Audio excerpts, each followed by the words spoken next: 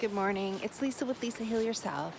And today I want to talk about pain and suffering and how that relates to our attachment to how things should have been.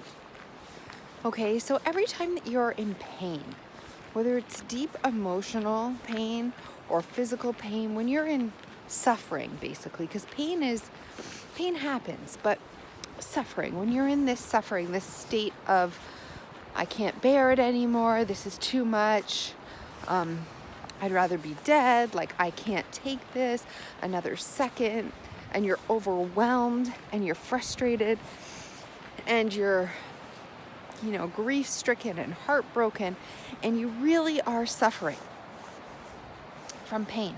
You're in pain. You are suffering. It's usually because you are attached to the outcome or something that should have been. So if your life was a certain way and you were attached to it, or you were attached to the idea of it being a certain way, or the dream of something, right? Or just like you had a vision and you were attached to that. You were attached to some certain reality or some past or some future vision, right? So it could be a present tense that you're attached to, something that happened in the past that you're super attached to. That's the way it always has to be. Or something in the future, you have this vision and you're attached to it. You believe that's the way. So if anything that you're attached to and you feel this is how it should be and it changes, something happens. You get an illness, there's a death in the family, a major disaster, a natural disaster, your relationship breaks up, your child goes off the deep end and gets into drugs or goes to jail. Like, I'm just saying, when big things shake you up in some way, the suffering comes from the idea that we're so attached to the way things should be, the way that we thought they were going to be, the way we believe that our life should be. And this way that we believe it should be is a deep value within ourselves. It's a deep sense of how the world should be, right? So it's our worldview. Things should be this way. This is my worldview. This is my identity. This is my whole structure for how I live my life and how I thought my life would be and how I was brought up and how I see things or how I learned about things or what I believe to be true. So this is deep stuff. This is your deep identity, your worldview. This is the way. It's not, just think, oh, it should be like this. Like, you believe it should be like this. This is your true identity, right? This is your true worldview. Your sense of belonging hangs on the fact that things should be this way. So when something happens to change that, we suffer. This is where the pain comes from, because we're so attached to our identity and our worldview and how things should be. We're attached to this idea that it shouldn't be like this. That's where pain and true suffering, that's where it really hits us and shakes our world apart, and where things can become and develop into a chronic things. It shouldn't be this way, right? It shouldn't be this way. I don't want it to be this way. I can't believe it's this way. How can I go back and change it? What can I do in the future? I don't want it. I need it to go away. My life can't go on in this current reality because it shouldn't be this way. And that's where suffering comes from. So just take a minute and think about the pain and suffering in your own life, in your own condition, your own problem. Ask yourself the question, what am I attached to? What idea of how it should be am I attached to that is creating this pain and suffering in my life? And just sit with this for a minute. So whatever you think should have been your reality of the world is really just an illusion, right? It's sort of an illusion. It's a false illusion. But we build our life on these illusions. And therefore, when things are shattered, when your world is shattered, when it's turned upside down, this false sense of control, of being able to control your reality, of this is the way it should be, which is just an illusion. It becomes shattered, and you realize all at once, I have no control. There is no such thing as this reality that I thought I could control. This is actually an illusion. And that's when fear or anger usually kicks up for us, because we're trying now to put the pieces back together and to ultimately control what cannot be controlled. Reality is just what is. And now we spend so much time and energy gripping onto the little control that we have left. We're scared, we're terrified, we have fear running our body, we have anger, we have grief and sadness and regret that pulls us back. We are overcome and overwhelmed with emotions, all in the name of trying to control something, our world, our worldview, which was all just an illusion to begin with. But we cannot accept that we cannot control this reality because we cannot live with it this way. So if this sounds familiar, just take a deep breath. It's going to be okay. So then it's easy to see that suffering comes from resistance. The resistance of what is, the resistance of this reality, right? When we're trying so hard to control and hold on and make it the way we want it to be, we're in complete resistance to what actually is happening. If you have pain, chronic pain in your body, pain is painful. There's no way around that.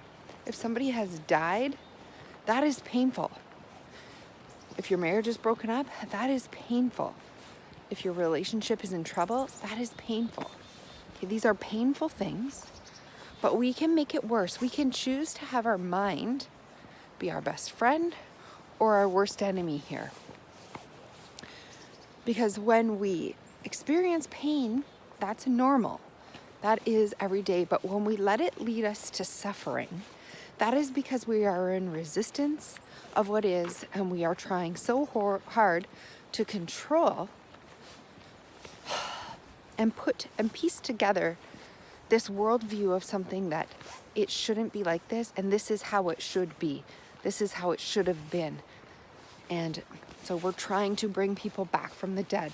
We're trying to make illnesses never have happened. We're trying to, we're trying to have this level of control over everything and everyone in our world. And it's causing, we're in such resistance. We're in such resistance that our mind has become our enemy. Right? Our mind has become our worst enemy because we're spending our time trying to make a square peg fit in a round hole. We're trying to put something back together. We're trying to have such control over it, and it won't work. So this is where our mind can become our friend, where we step back and we accept. We acknowledge first what is. We just become aware that we have a choice here to use our mind as our friend, because the pain is painful, but now are we going to let our mind become our enemy and take us into suffering, or are we going to let our mind be our friend and take us into healing? Okay? So once we are aware that we have this choice, that's the first thing. We just need to become aware. Once we're aware, I say this over and over now, we have to accept. Just accept. Radical acceptance of what is. This is what is. I actually don't have any control. So I'm not going to have control. Now this is where it gets people. That does not mean that you're giving up. That does not mean that you're becoming complacent.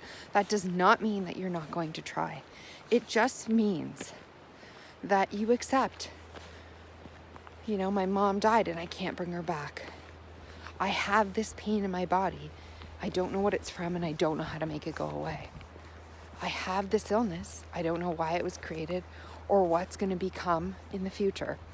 You know, I have this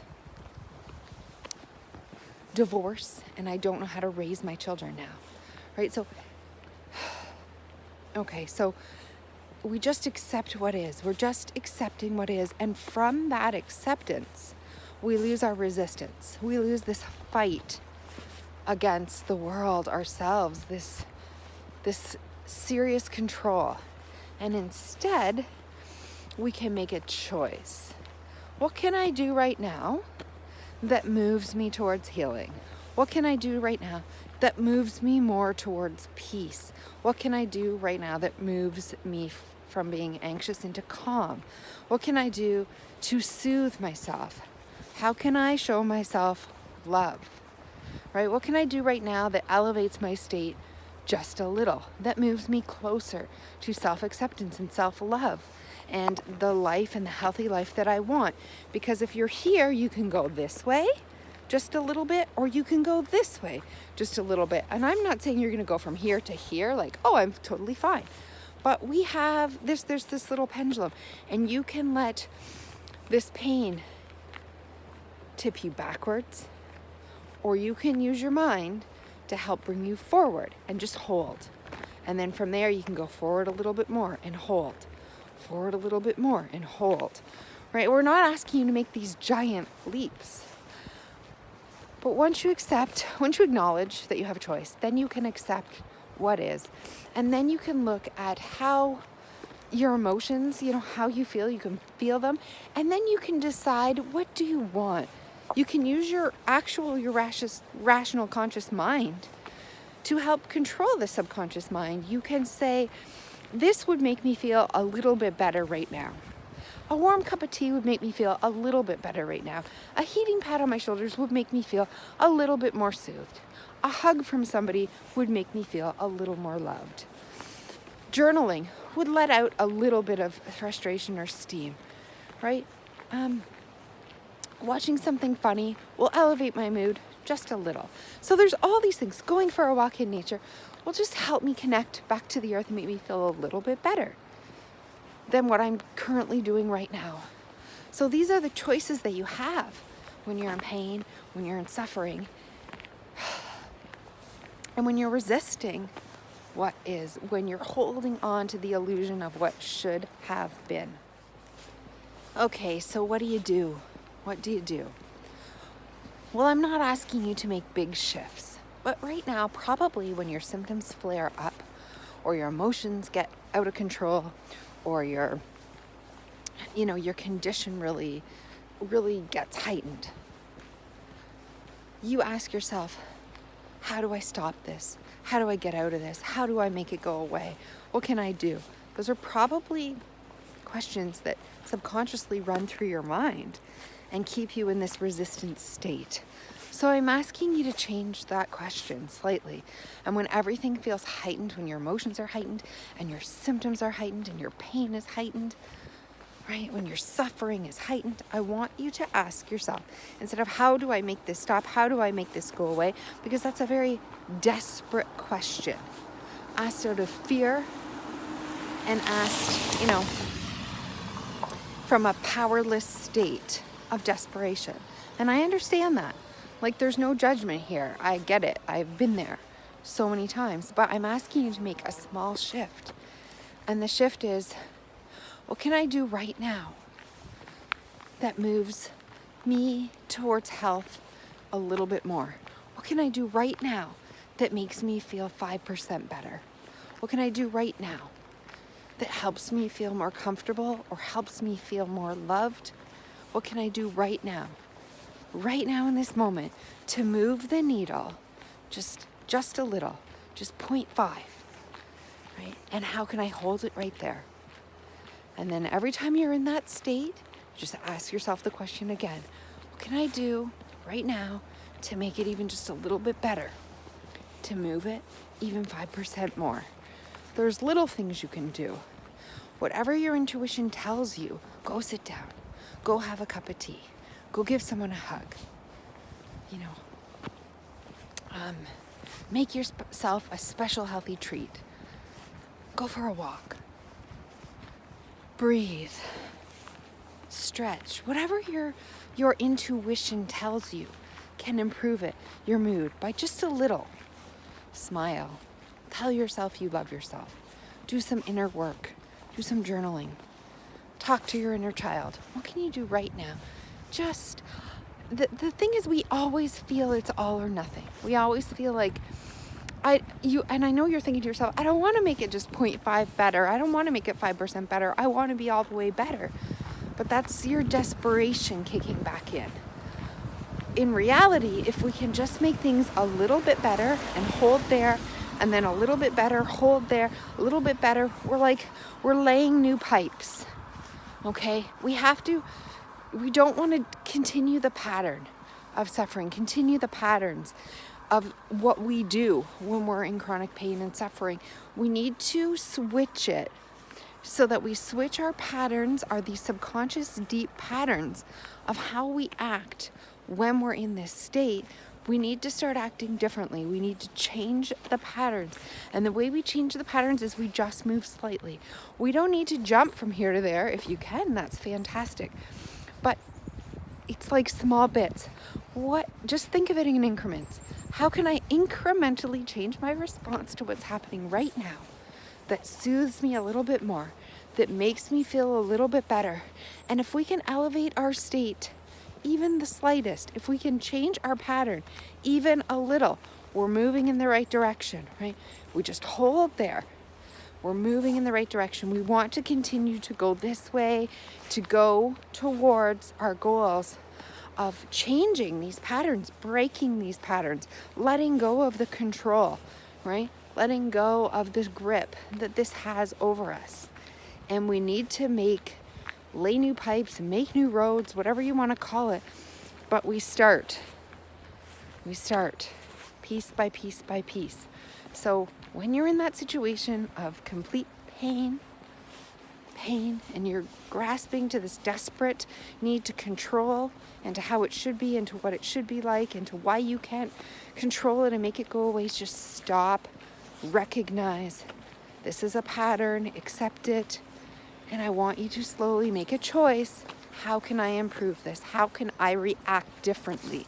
Even by 5%, how can I change my state? By 5%, how can I feel better by 5%? And this is how we move towards health. It's slow, it's steady, we're moving in a different direction, we're breaking old patterns, and it's 1 foot at a time. This is what they say. So I hope this video has been helpful. Listen to it again. If you have any more questions, if you're feeling particularly caught and wrapped up in suffering, and try it. It doesn't work unless you choose. It doesn't work unless you choose something different, a different pattern, a different emotion, a different sensation, a different activity, a different way to respond. I hope it's been helpful, and I'll see you in the next video.